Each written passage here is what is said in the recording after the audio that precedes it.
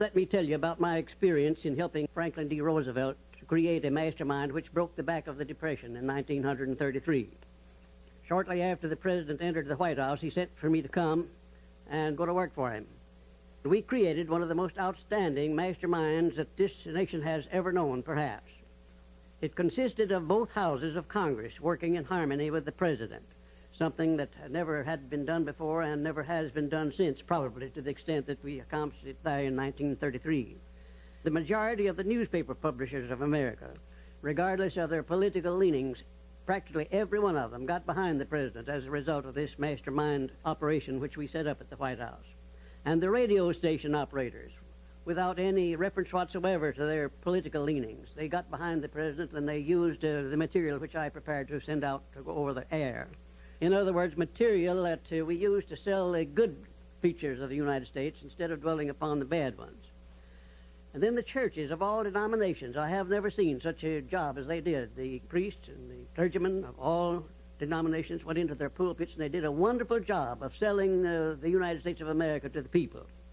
Then the leaders of both the major political parties, they crossed party lines. There were no Democrats and no Republicans, no anything else in Congress. They were nothing but Americans helping the President of the United States to bring this country out of chaos. And then most of all, there was a majority of the American people of all political and religious leanings. I have never seen the people of the United States get behind a president so squarely as they did behind FDR in those perilous days of 1933. Now, here was a mastermind alliance that served a great purpose at a time of need. And I hope to see the time come when I may contribute my services in building a mastermind alliance that will permanently serve the President of the United States as it did in 1933. Well, let me relate my experience with Franklin D. Roosevelt in the White House in 1933, and will give you a fine indication of how the students of this philosophy may profit by this important principle. First of all, let me define the principle of going the extra mile. It means rendering more service and better service than you are paid to render, and doing it all the time, and doing it in a pleasing, positive mental attitude. When I went to work for the President in 1933, nothing was said at the beginning about how much I was to receive or who was to pay it. And I had been there about 3 months when one day Franklin D. Roosevelt asked me who was paying my salary and how much I was getting. And I said, well, Mr. President, that's something I would like to know myself. I haven't heard anything about it. And we talked on for a little while, and I said, well, now, Mr. President, you know, I have been serving you ever since you were Assistant Secretary of the Navy, and particularly while you were Governor of New York. And you will recall, of course, that up to this time I have never rendered you a bill or asked you to pay me $1 for my services, and I'm not going to start now. But if you insist upon it, suppose you put me on the payroll at $1 a year. And that's exactly what he did. Well, I took my typewriter down to the White House, and when I wasn't actually serving the President or some member of his staff or cabinet, I started writing books. I wrote 6 books that first year, among them Think and Grow Rich, the book that has made me popular all over the world, you might say. I had no intention of publishing that book when I was writing it. I was writing it to myself to keep my mind positive in those days of chaos. Well, some 3 years after I left the service of the President, I got out these manuscripts and read them, and I made up my mind that the only one worth publishing was Think and Grow Rich. And when I took it to my publisher, he said, well, what is in this book that leads you to believe it would sell? I said, you will have to read it to find out. He took it home with him and read it. He had his whole staff read it paragraph by paragraph, and then they took a vote on it, and they voted unanimously that it was the best manuscript that ever came to that publishing house.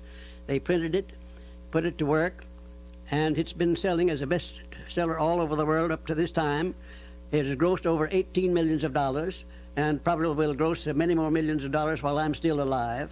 It's been translated into many languages. It was endorsed by Mahatma Gandhi and distributed widely throughout India.